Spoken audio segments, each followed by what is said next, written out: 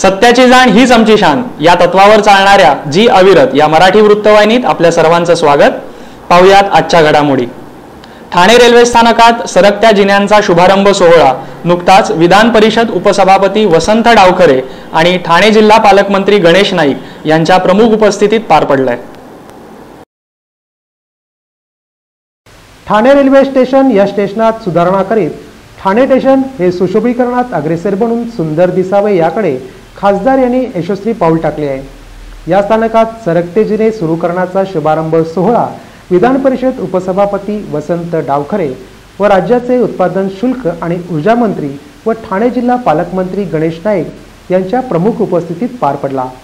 यावेळी खासदार डॉक्टर संजीव नाईक, आनंद परांजपे, आमदार एकनाथ शिंदे, प्रताप सरनाईक, राजन विचारे, जितेंद्र आव्हाड, महापौर हरिचंद्र पाटील तसेच ठाणे स्टेशनचे मास्तर, तिकीट कलेक्टर, लोहमार्ग तसेच आरपीएफ पोलीस व स्थानिक नगरसेवक, प्रवासी वर्ग मोठ्या संख्येने उपस्थित होता। ब्रिटिश कालखंडात ठाणे स्टेशन हे रेल्वे सेवा सुरू झाली त्यावेळचे जुने व शेवटचे स्थानक होते। मुंबई ते ठाणे असा लोहमार्ग त्यावेळी होता, पण आता ठाणे ते कर्जत, कसारा असा पुणे, नाशिक, महाराष्ट्र व इतर राज्यातही जाणारा लोहमार्ग झाला आहे। पण ठाणे स्थानक हे विकासाच्या दृष्टीने मागे पडले होते। ठाणे स्थानकाबाहेर सुधारणा होत होत्या, पण स्थानकात सुधारण्याचा अभाव होता। खासदारांनी यावर जातीने लक्ष पुरवीत प्रवाशांच्या सेवेसाठी सरकते जिने सुरू केले आहेत।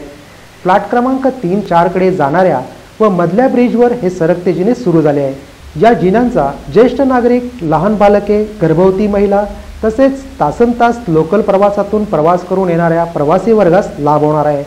प्रवासी वर्गाने याबाबत आनंद व्यक्त केला आहे। 1 ते 1.5 महिन्यात आणखी बाकी ठिकाणी हे जिने लावले जातील असे आमदार एकनाथ शिंदे यांनी सांगितले।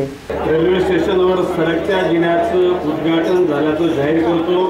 माननीय एकनाथजी शिंदे यांनी जो उल्लेख केला, जो मनोरुग्ण मेंटल हॉस्पिटलच्या जवळ असलेला आरोग्य विभागाचा काही परिसर, ज्याला दुसरं रेल्वे स्टेशन आताच्या कालखंडामध्ये एक्सटेंडेड विस्तारित रेल्वेचं स्टेशन अशा स्वरूपाची निर्मिती व्हावी याकरता आता खासदार संजीव नाईकांनी प्रयत्न करीत असल्याचा उल्लेख केलेला।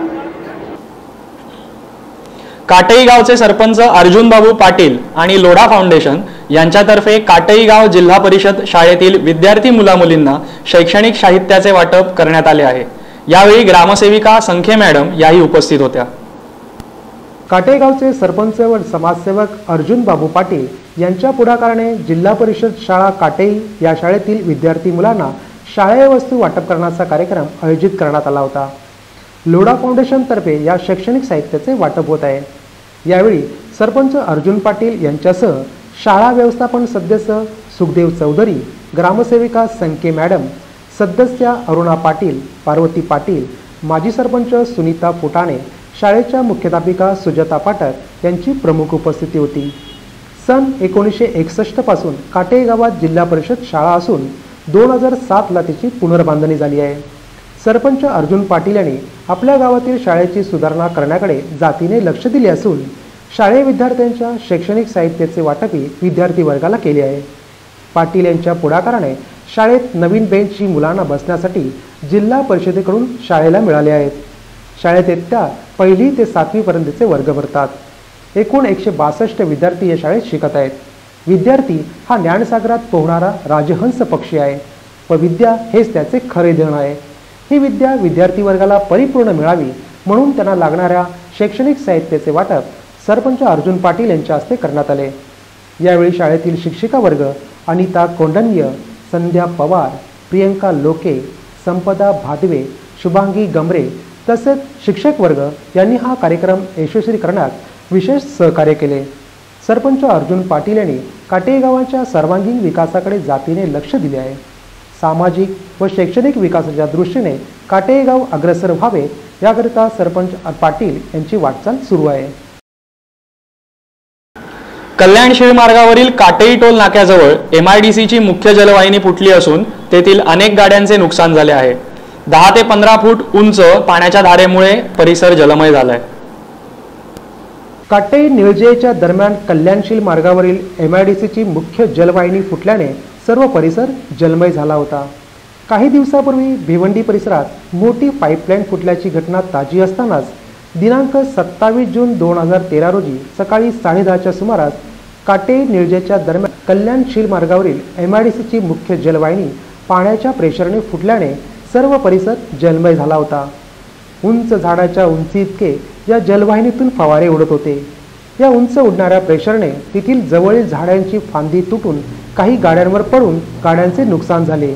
तसेच काही लोकांना किरकोळ मार लागल्याने ते जखमी झाले. पाण्याचा प्रेशर इतका होता की ते पाणी जवळच असलेल्या टोल नाक्याच्या घुसून रस्त्यापलीकडील असणाऱ्या कार्यालयात व काही घराघरात शिरत होते. घटनास्थळी पोलीस यंत्रणा MIDC कर्मचारी तात्काळ पोहोचून त्यांनी मदतकार्य सुरू केले. वाहत होता, आम्ही लाईनीत होतो इकडे आणि आल्यानंतर ते स्पीडवर जोरात ब्लास्ट झाला. ब्लास्ट झाल्यानंतर ती झाड तिकडून हे झाली, फाटली गेली आणि ते काही गाड्यांवरती पडली आणि आम्ही वाचलो. ते गाड्यांचं नुकसान झालं. हे तुमचं होतं परिस्थिती होती आणि ते सगळं 15 मिनिटात झालं. चिदानंद चॅरिटेबल ट्रस्ट तर्फे दिनांक 26 आणि 27 जून 2013 या 2 दिवसात डोंबिवलीत रक्तदान शिबिर पार पडले. डॉक्टर उल्हास कोलटकर यांच्या मार्गदर्शनाखाली हे शिबिर घेण्यात आले. चिदानंद चॅरिटेबल ट्रस्ट तर्फे रक्तदान शिबिर डोंबिवली रेल्वे स्थानकात फ्लॅट क्रमांक 1च्या दिशेने असलेल्या बाहेरील बाजूस घेण्यात आले. डॉक्टर उल्हास कोलटकर यांच्या मार्गदर्शनाखाली हे शिबिर झाले.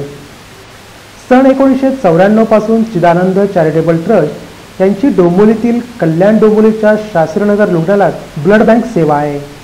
दिनांक 26 जून ते 27 जून 2013 या 2 दिवसात हे शिबिर घेण्यात आले.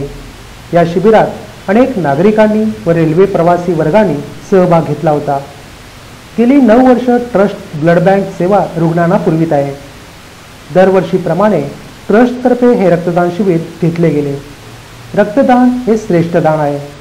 आपल्या रक्ताच्या एका थेंबाने एखाद्याचा जीव वाचू शकतो, एखाद्याला जीवदान देऊ शकतो. म्हणूनच रक्तदान हे श्रेष्ठ दान मानले जाते.